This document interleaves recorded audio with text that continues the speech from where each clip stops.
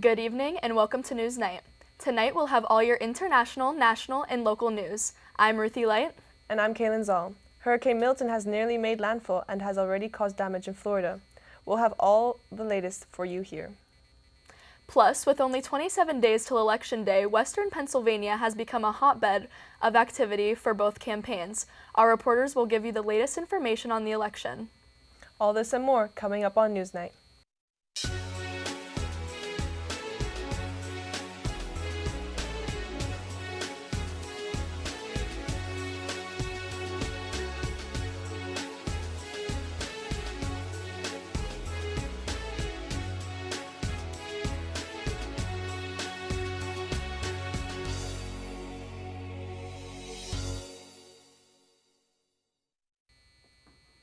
This past Saturday, during what is suspected to be a friendly fire incident, a Russian drone or aircraft was shot down over Ukraine's Donetsk region. According to the Ukrainska Pravda newspaper, the Russian aircraft was struck by its own troops as it was launching guided aerial glide bombs at Ukrainian positions. A former advisor to Ukraine's Internal Affairs Ministry suggested the aircraft was either a Su-25 ground support jet or a Hunter S-70 drone. Russian sources have been slowly making their way to Ukraine's eastern Donbas regions, annexed by President Vladimir Putin in September 2022, at the cost of heavy casualties. The Ukrainian military confirmed it was withdrawn from the Donetsk province Volodar earlier this week following weeks of severe fighting. However, Russian troops are still working to recapture parts of Kursk province, which were seized by Ukrainian troops following a surprise offense in August. According to a source from the Ukrainian Air Force, the Ukrainska Pravda explains that the Russian aircraft was struck down over the Donbas in a friendly fire incident.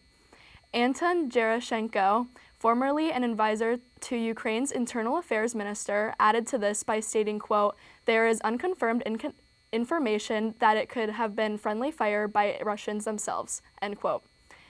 Later, citing a Russian military telegram channel, Gerashenko said the aircraft could have been a Russian S-70 drone that was allegedly carrying out a reconnaissance flight.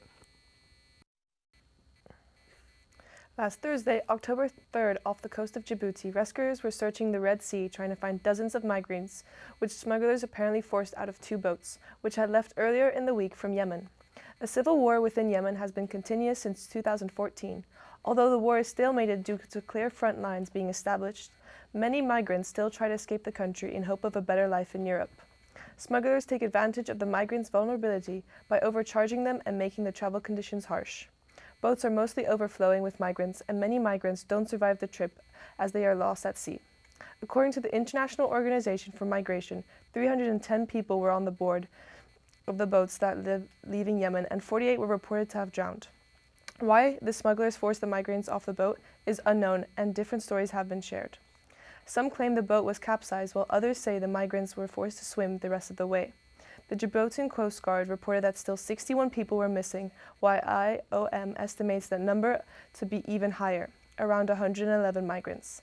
Out of all the passengers on board, 115 have been rescued, and it's hoped that more will be found in the following days. But the hope of survivors decreases each hour. On the phone last Thursday, the Coast Guard told the Associated Press that the search operation was focusing more on deep-sea areas and nearby beaches, looking for any migrants that might have been washed up onto the shores. Some migrants were lucky and survived, such as a 4-month infant rescued along with 98 others from one of the boats leaving Yemen. But still more than 100 people are missing. A new set of gruesome killings has taken place in Mexico, with the cause apparently being cartel warfare.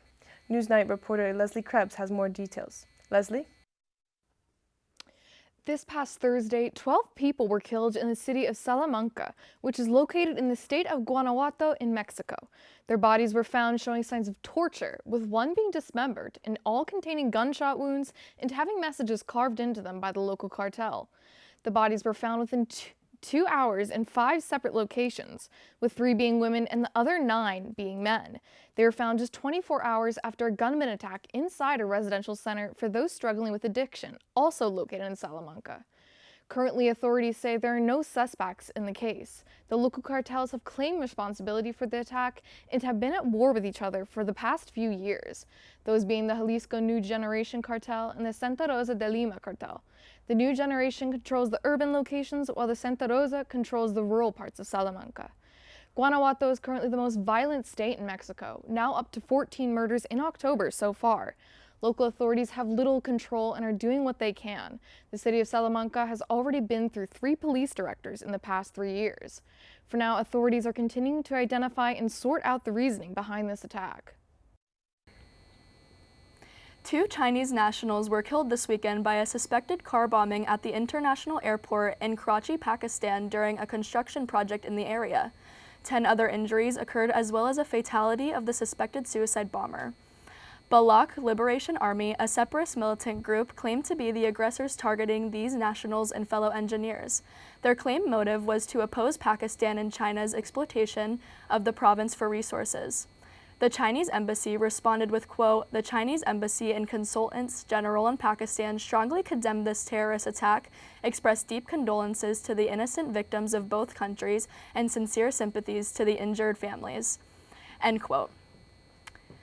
This past Monday marked 1 year since Hamas's surprise attack on Israel, which has turned into a year-long war with 41,000 Palestinians dead and nearly 2 million people displaced. Protests broke out across Europe, and first-time NewsNight reporter Gavin Patrone has more details. Gavin? Thanks, Ruthie. Large protests broke out across Europe and demanded a ceasefire over the weekend leading up to the anniversary of the October 7th attack on Israel. Several thousand protesters in Rome, Italy, started with a peaceful demonstration for Palestine and Lebanon that was pushed into a more violent showing by a small group. Rocks, bottles, and paper bombs were thrown at police, who responded with tear gas and water cannons to break up the crowd. At least 30 officers and 3 protesters were injured. In the Vatican City, Pope Francis called for a, quote, "immediate ceasefire," unquote, in Gaza and Lebanon, echoing concerns of a larger conflict erupting in the region as a result of the war. London's Downing Street was filled with both pro-Palestine and Israeli protesters scuffling in a march toward the capital. At least 17 were arrested on suspicion of public order offenses. In Hamburg, Germany, a little under 1,000 protesters chanted to, quote, "stop the genocide," unquote. Palestinian and Lebanese flags adorned protesters, and 2 Israeli counter-demonstrations were held without incident.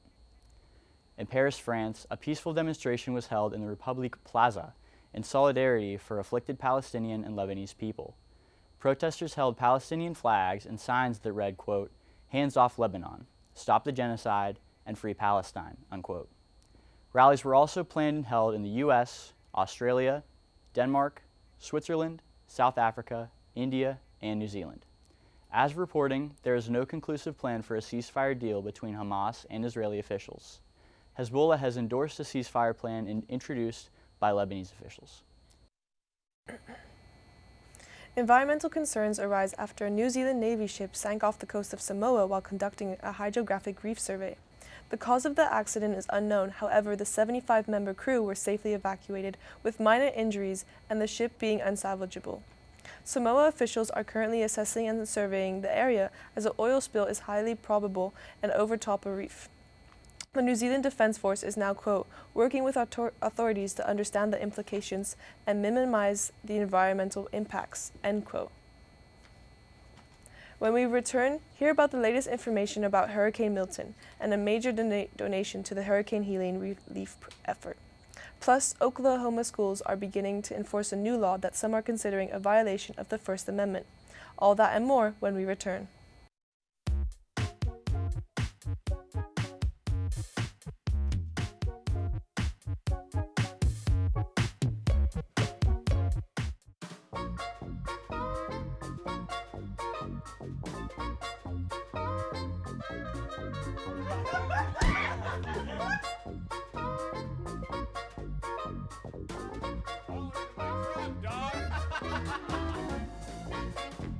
It's a tough crowd.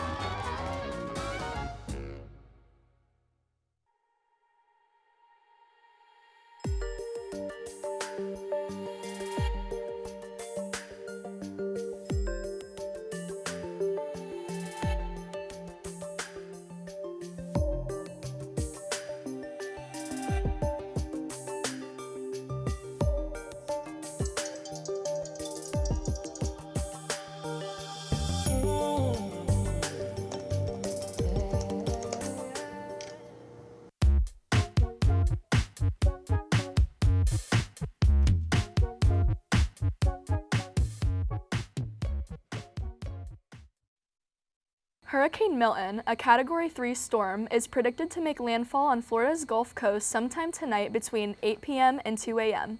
With heavy rains and wind speeds reaching up to 120 miles per hour, the conditions are expected to only get worse. Additionally, as of this afternoon, Florida experienced an outbreak of tornadoes. The National Weather Service issued a total of 90 tornado warnings, setting a record for most warnings issued in the state in one day. Since this morning, there have been at least 15 confirmed tornadoes over various parts of Florida. In addition to the tornadoes, water levels are expected to rise substantially according to the National Oceanic and Atmospheric Administration. Quote, water levels are projected to rise 6 feet in 6 hours by Thursday morning, end quote. In the most recent updates from the National Weather Service, residents are advised to shelter in place as the time for safe evacuations has passed. The Weather Service states, quote, unless a life-threatening situation arises, stay indoors and follow updates, end quote. NewsNight will continue to update on the upcoming storm and its aftermath. Until then, our thoughts are with the people in Florida during this devastating disaster. On October 28, 2023, Matthew Perry, a well-known actor from the show Friends, death was one that shocked the world. Almost a year after his death, the case continues to find those responsible. It is known that Perry died of an accidental ketamine overdose in a hot tub in his home in Los Angeles. Last week, Mark Chavez, 54, one of 5 individuals who were charged in conviction to Perry's death, appeared before U.S. District Judge Sherilyn Peace Garnett. Chavez pleaded guilty to conspiring to distribute ketamine to Perry. Chavez sold ketamine lozenges to Dr. Salvador Plasencia. Plasencia then distributed these to Perry using fraudulent prescriptions, where the patient's name would be used without their knowledge or consent. Chavez can face up to 10 years in prison and a $500,000 fine upon his sentencing, which will take place on April 2nd. Chavez is the 3rd person charged in connection to Perry's death and might be working with the prosecution as a witness in the trials of 2 other charged. Jasavine Senga, also called the Ketamine Queen, and Plasencia are both scheduled to face trial this March. Both of their lawyers believe that it will be hard to convict them. Senga's lawyer believing there is too little evidence to connect Senga to Perry's death. On the other hand, Ann Milgram from the Drug Enforcement Administration says they both abused their position of trust because they saw him as a payday. Perry is seen as a victim in this case where his addiction to drugs were enabled by the doctors that he trusted. Texts found between Placenta and Chavez say, "I wonder how much this moron will pay," showing they didn't care about the effects of the drugs that they were selling Perry. Although the actor was undergoing infusion therapy, the levels of ketamine that were found in his body were extremely high at the time of his death. The coroner report states about the same amount used for general anesthesia during surgery. With the devastation that Hurricane Helene has caused, areas affected are very much in need of some relief, and one celebrity has made a major donation to that effort. Reporter Robert Fornataro has more details for us. Robert? Thanks, Kaylin. Music icon Dolly Parton has recently announced that she is going to be making a personal donation of $1 million towards the disaster recovery efforts due to Hurricane Helene. The 78-year-old star stated in an appearance in Tennessee, home of her popular amusement park, that the money will be, quote, coming from my own bank account, end quote. Hurricane Helene has since been named the deadliest mainland storm since Hurricane Katrina in 2005, with the death count rising to at least 225 people. Parton continued her reasoning with, quote, God has been good to me and so has the public, and I feel that if there's anything I can do to give back in any way I can, I am always willing to do it. I want to feel like I am doing my part, end quote. Now, this isn't the first time Parton has made large donations due to these life-changing events, such as in 2016, when she donated $1,000 a month to families affected by the Tennessee wildfires. With Hurricane Helene still wreaking havoc, any efforts towards those affected are appreciated, and with other celebrities joining in, hopefully this tragedy will conclude soon. A bat infestation in a dormitory at Northern Arizona University forced students to move out of their dorms. Northern Arizona University, located in Flagstaff, Arizona, had a bat infestation in Mountain View Hall. Mountain View Hall is a dormitory for approximately 550 students and can be described as an on-campus suite-style living for freshmen and sophomores. In early September, bats were first discovered from the dormitory, with one testing positive for rabies. Despite campus mitigation efforts, more bats were recovered from the dorms and common areas this past weekend. Due to health concerns, students were forced to move out of their rooms and relocate to nearby housing until the end of the semester. Students received emails to, quote, shake out their clothing and check each corner of their rooms, end quote. Some students received a rabies vaccine as, quote, cautionary measures, according to school officials. A phone number was provided to the students stating that they could call the number if they see any bats in the building or if they were bitten or scratched by one. For now, students have been moved out of the building and assigned new living situations as the university handles this issue. A new law in Oklahoma has many questions whether or not that state's government is following the First Amendment. Reporter Leslie Krebs has details on the new book Oklahoma schools must have in their classrooms. Leslie? Thanks, Ruthie. Oklahoma schools are in need of over 55,000 Bibles with strange specifications. Earlier this year, Ryan Walters, the education superintendent of Oklahoma, ordered, quote, every teacher, every classroom in the state will have a Bible in the classroom and will be teaching from the Bible in the classroom, end quote. These can't be just any Bibles, though. The bids require strange specifications not normally found in ordinary Bibles. They must include the Pledge of Allegiance, the U.S. Constitution, and more. These Bibles must also be the King James Version, bound in leather. These specifications exclude thousands of other Bibles produced nationally. Strangely, country singer and songwriter Lee Greenwood's Bible titled God Bless the USA fits the specifications. This Bible also happens to be endorsed by former President Donald Trump. Trump endorsed the book before Easter of this year and has made over $300,000 from it. These Bibles also cost $60, comparatively more expensive than most other Bibles, which can be found as cheap as $5.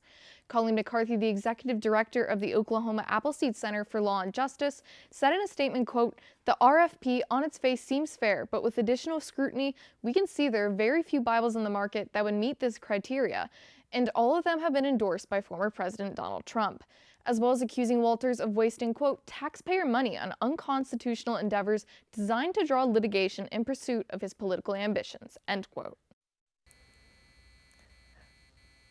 President Biden has announced a new rule via the EPA that will require all lead pipes in the country to be replaced within a decade. Making the announcement in Milwaukee, Biden has set aside $2.6 billion for the effort, saying, quote, it's taken too long and hasn't been given enough priority until now. This is the United States of America, for God's sakes. There's no safe level of lead exposure, period, none, end quote. While this is a sizable amount of money set aside, in addition to 2021's $15 billion, some have noted the cost to consumers, with the American Water Works Association CEO David Lafrance saying that most of these costs fall onto consumers via increased water bills. When we return, hear about a bank robbery that took place in the city. Plus, national security advisors have just passed through Pittsburgh with a warning for this election. All this and more when we return.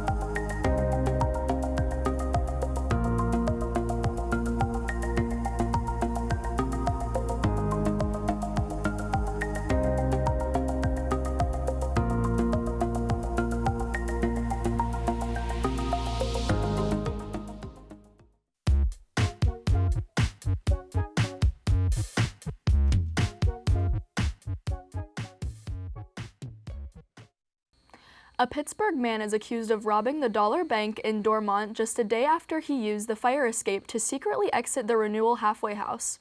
After being indicted by a federal grand jury on escape and bank robbery charges, 58-year-old John Flick is currently set to face 25 years in prison alongside a $500,000 fine.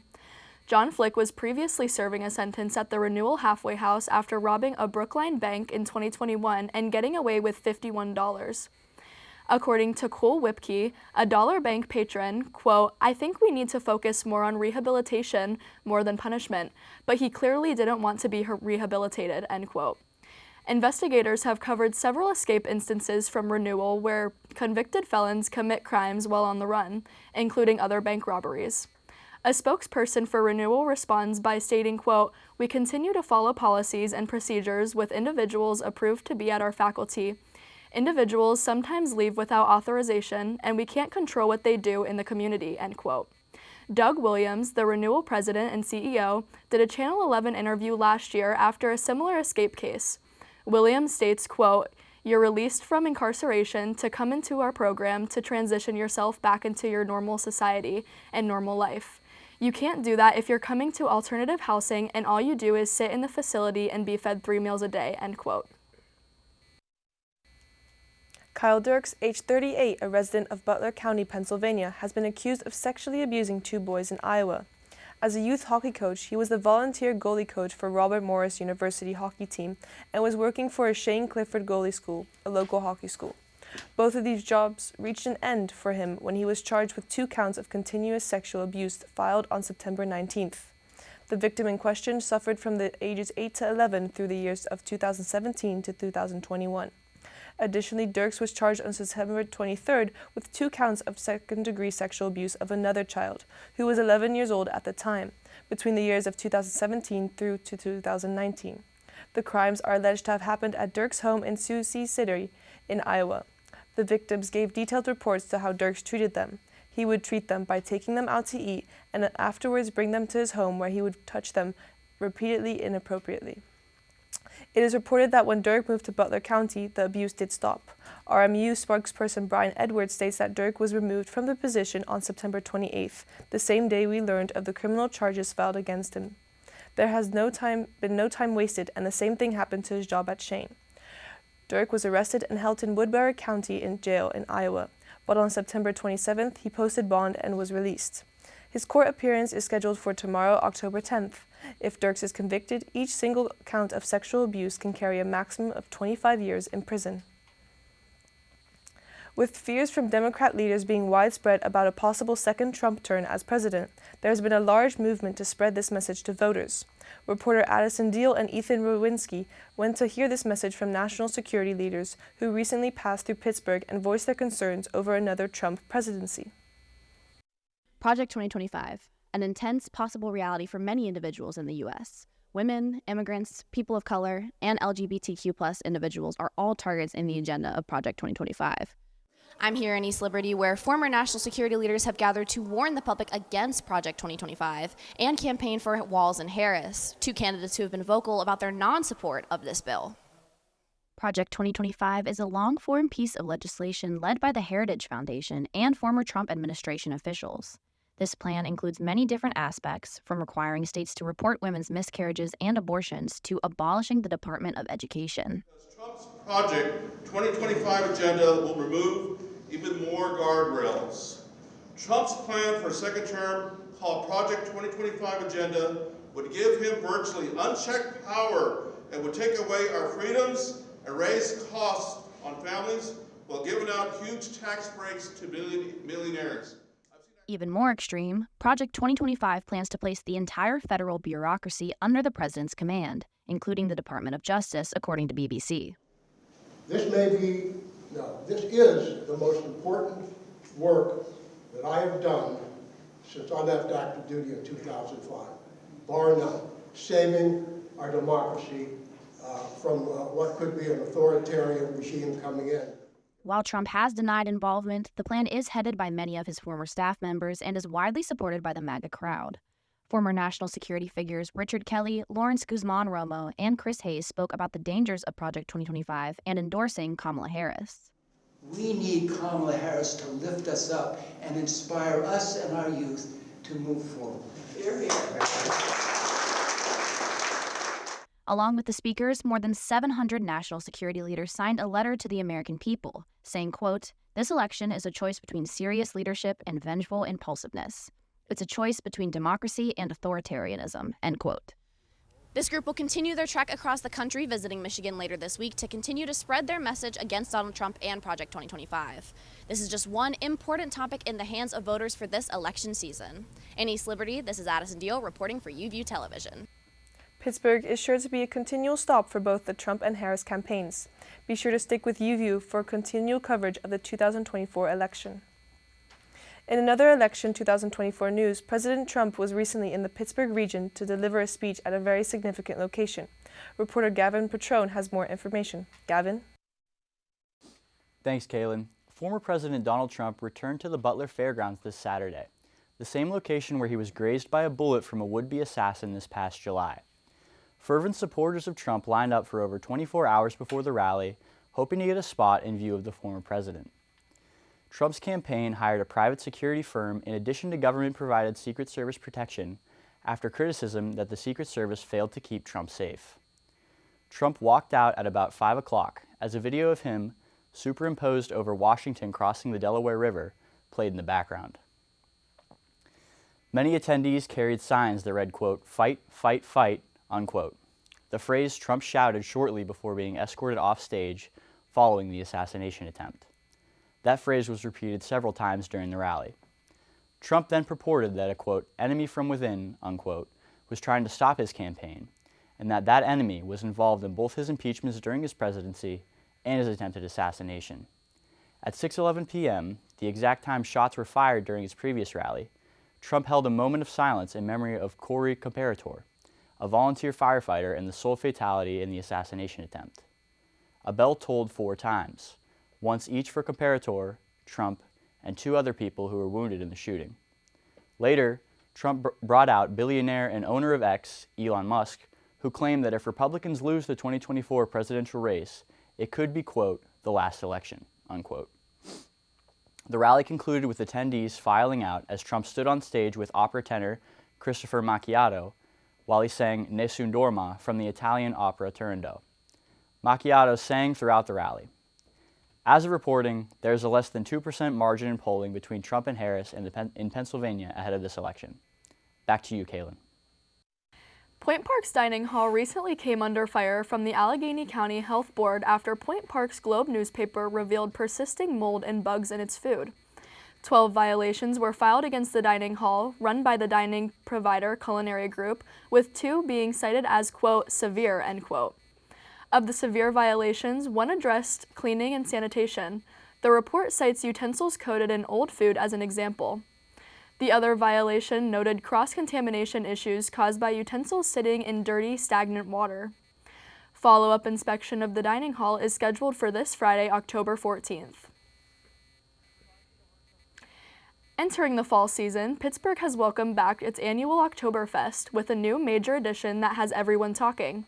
Reporter Robert Fornatero was at the scene to report the festivities. Robert? Pittsburgh's Oktoberfest is happening right now in downtown Pittsburgh, and with so much to offer, you won't want to miss out. Market Square has been completely taken over by the sights, sounds, and flavors of Oktoberfest. Market Square has come alive for Pittsburgh's Oktoberfest celebration, bringing a taste of Bavaria to the heart of the city. From now until October 13th, this iconic festival is serving up traditional German food, including bratwurst, schnitzels, and pretzels, paired with a wide selection of local craft beers and authentic German brews. For beer lovers, the Beer Garden offers a unique experience with a range of German lagers and ales, perfect for raising your steam and toasting to the festivities. And for those looking for family-friendly activities, the festival doesn't disappoint. The Kinder Play area offers pumpkin decorating, face painting, and even a Ferris wheel set up on the Roberto Clemente Bridge, providing fun for kids of all ages. But I asked people what their favorite part of Oktoberfest was. Drinks, for sure, and the nice weather. I'd say spending time with my friends and actually just like getting to know everyone around me and like interacting with people I normally wouldn't interact with, which has always been nice. But the fun doesn't stop there. Oktoberfest also brings out some of the festival's signature competitions. There's the beloved dachshund races, where festival goers cheer on these small but mighty competitors as they dash towards the finish line. As the sun sets, the festival only gets livelier, with string lights illuminating Market Square. Whether you're here to enjoy a casual evening with friends or want to dive into the cultural traditions, there's something for everyone at Pittsburgh's Oktoberfest. With this event spanning from October 3rd to the 13th, there's still plenty of time to check out all it has to offer. Reporting from Market Square for UView Television, I'm Robert Fornatero. If you're looking to attend the festival, there is no cost of admission for any concerts or the venue. The Ferris is $5 and tickets can be purchased ahead of time on their website. The U.S. Department of State recently made a motion to dismiss a lawsuit filed by Mafine Fogel, the 95-year-old mother of Mark Fogel. Fogel is a history teacher from Oakman who has been detained in Russia since August of 2021 for possessing less than 1 ounce of marijuana. Prior to his arrest, Fogel was in his final year of teaching at the Anglo-American School of Moscow before he was arrested at an airport. Fogel was sentenced to 14 years in prison and has yet to be declared wrongfully detained by the U.S., where he was prescribed the marijuana. Attorneys for the State Department told a Pittsburgh judge that Fogel's mother, quote, is not entitled to a specific review of Mr. Fogel's case, end quote. When we return, hear about an exciting birthday reached by Milwaukee Woman Plus, your weekly weather forecast. We'll be right back.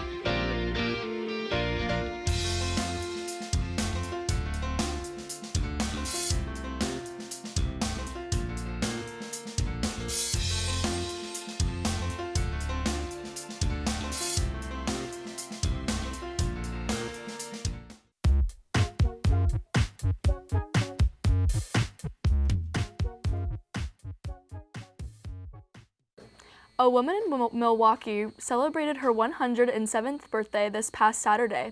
Lily Riley was surrounded by friends and family this weekend as they celebrated her many years of wit and kindness. Riley's friend, DJ Jankowski, told TMJ4 News, quote, I was surprised to find out how old she was. She never complains, and she's always smiling, and she's as smart as can be, end quote.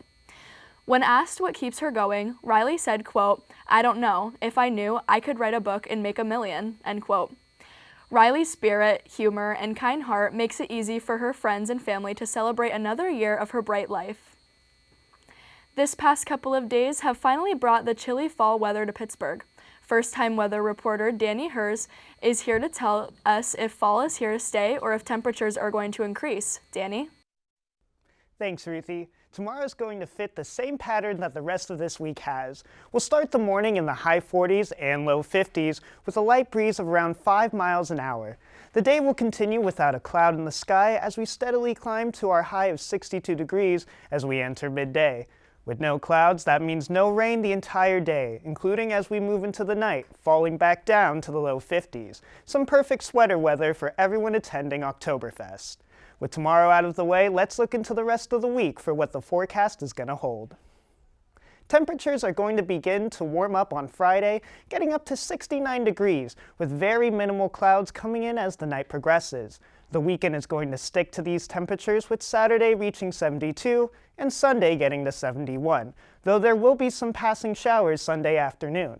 Temperatures are going to fall pretty drastically on Monday, only getting up to a high of 55 degrees and falling as low as 36 degrees. This trend is going to stick around for the rest of the week, 53 on Tuesday and 54 on Wednesday, with minimal sun peeking through. That's all from me, now sending it back to the desk. Thank you for tuning into this episode of NewsNight. If you want to see more, check out our social media pages on both Facebook and Instagram at UView Television.